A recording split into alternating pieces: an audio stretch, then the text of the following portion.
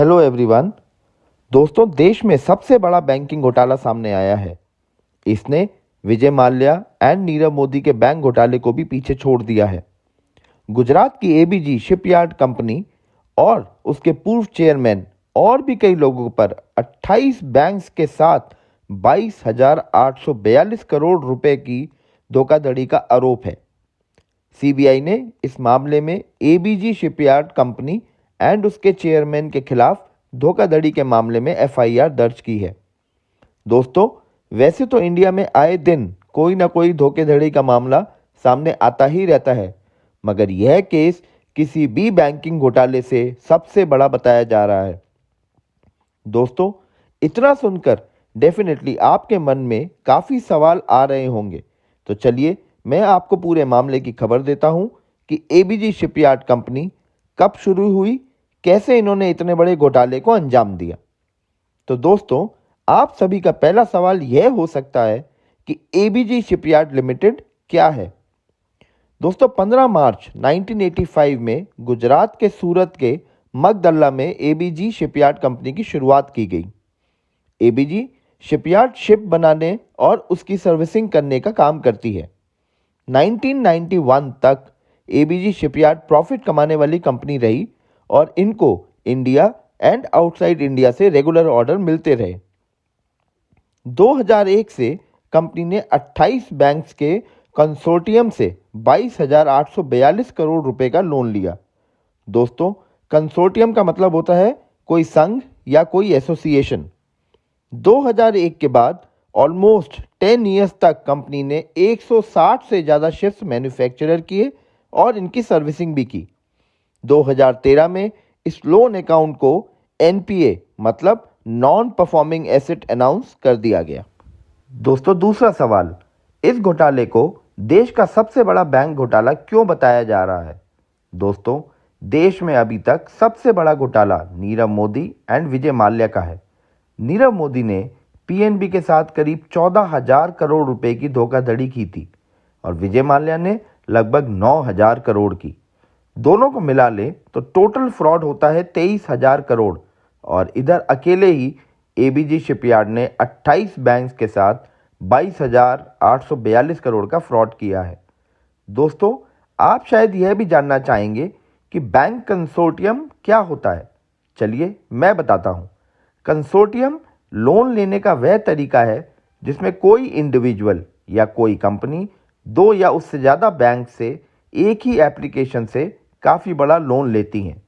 इस तरीके से rate of interest and service charge को छोड़कर बाकी सभी टर्म्स एंड कंडीशंस सभी बैंक के लिए सिमिलर होती हैं।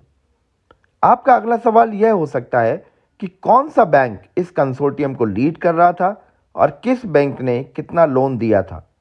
दोस्तों, सबसे ज़्यादा लोन 7089 करोड़ आईसीआईसीआई बैंक ने दिया था। इट मीन्स आईसीआईसीआई बैंक ही इस कंसोर्टियम को लीड कर रहा था।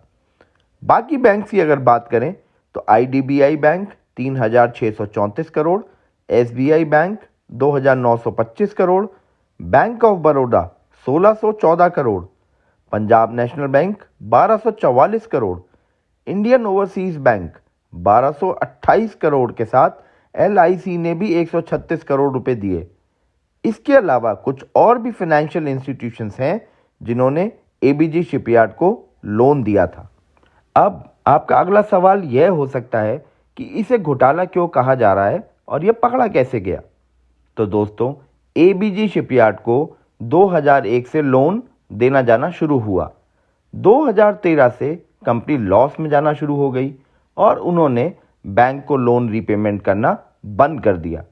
नवंबर 2013 में इस लोन अकाउंट को एनपीए अनाउंस कर दिया गया। एनपीए उसे कहा जाता है जिससे बैंक को उसका इंटरेस्ट और फंडिंग अमाउंट रिटर्न ना मिल रहा हो। 2014 तक एबीजी कंपनी को प्रॉफिट में वापस लाने की काफ़ी कोशिश की गई। इवन इस कंपनी को बेचने की भी कोशिश की गई, लेकिन शिपिंग सेक्टर उस समय काफ़ी स्ट्रगल कर रहा था। इसके बाद 2018 में सभी बैंक्स ने मिलकर ई&वाई को इस कंपनी की ऑडिट के लिए अपॉइंट किया। ई&वाई वर्ल्ड की 4 सबसे बड़ी ऑडिट कंपनियों में से एक है। E&Y ने एबीजी शिपयार्ड लिमिटेड की अप्रैल 2012 से जुलाई 2017 के सभी ट्रांजैक्शंस की स्क्रूटनी की और इसकी रिपोर्ट बैंक को 2019 में हैंडओवर कर दी। E&Y की रिपोर्ट के अकॉर्डिंग एबीजी शिपयार्ड ने लोन के पैसों से फ्रॉड किया था। कंपनी और इससे जुड़े लोगों ने लोन में मिली फंडिंग को कंपनी में यूज ना करके किसी और जगह पर यूज किया था। इसके बाद 2019 में बैंक कंसोर्टियम की तरफ से एसबीआई बैंक ने नवंबर में सबसे पहली कंप्लेंट सीबीआई में रजिस्टर करी। उसके बाद 2020 में फिर एक बार कंप्लेंट रजिस्टर कराई गई। ऑलमोस्ट 1.5 ईयर्स की छानबीन के बाद सैटरडे मतलब 12 फरवरी 2022 को सीबीआई ने इस मामले में एफआईआर रजिस्टर कर ली। अब आपका नेक्स्ट क्वेश्चन यह हो सकता है कि बैंक से जो लोन लिया गया था उसका हुआ क्या।